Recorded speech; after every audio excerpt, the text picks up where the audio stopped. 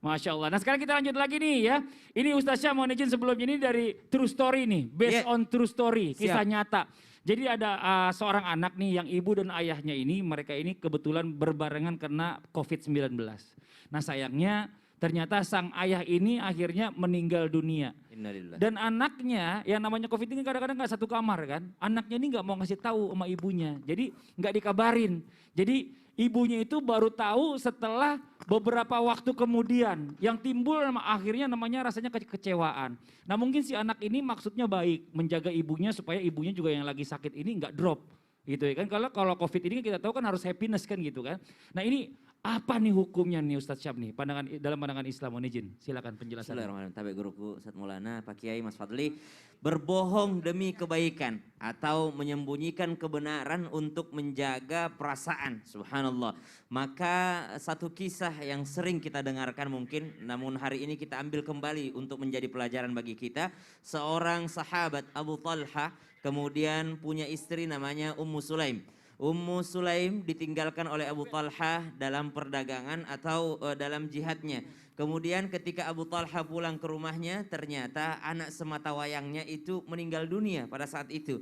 Maka disambutlah oleh Ummu Sulaim, lalu ditanyakan bagaimana keadaan anakku. Kata Ummu Sulaim, anakmu sedang tidur nyenyak, anakmu sedang beristirahat. Makanlah dahulu, diberikan makan, diberikan pelayanan terbaik oleh Ummu Sulaim.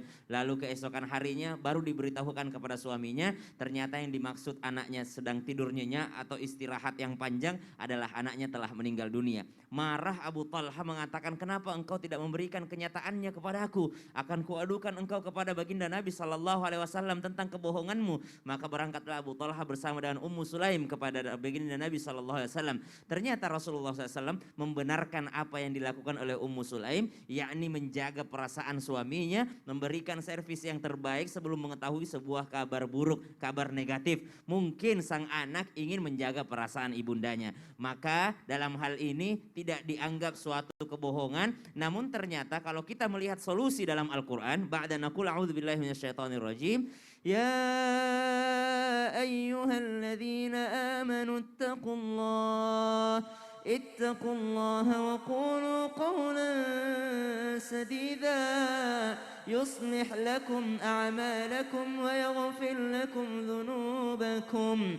Wahai orang-orang yang beriman, bertakwalah kepada Allah wa qulu qawlan sadida, dan ucapkanlah perkataan yang benar, yang jujur, yang tanpa celah. Sadida dari kata sadda. Sadda artinya bendungan, bendungan itu menahan air untuk keluar. Sadida artinya menahan, yakni multi tafsir perkataan ini. Jadi subhanallah kita diminta untuk berkata yang jujur, yang benar, yang mungkin kadangkala ini tidak enak kita sampaikan. Saya nggak enak nyampein ke ibu bahwa ayah sudah meninggal, saya takutnya dia drop. Saya nggak enak menyampaikan bahwa ini dan ini, takutnya nanti seperti ini. Ternyata Allah katakan, yuslih lakum a'malakum. Kalau engkau berkata jujur, kalau engkau berkata benar, maka Allah yang akan memperbaiki semuanya. Mungkin prediksi manusia, ibunya akan kecewa atau drop ketika diberitakan tentang sesuatu yang negatif. Namun kata Allah, Allah yang akan memperbaiki. Yuslih lakum a'malakum wa yaghfir lakum dzunubakum. Intinya kejujuran itu membawa kepada kebaikan. Albir wal bir yahdi ilal jannah,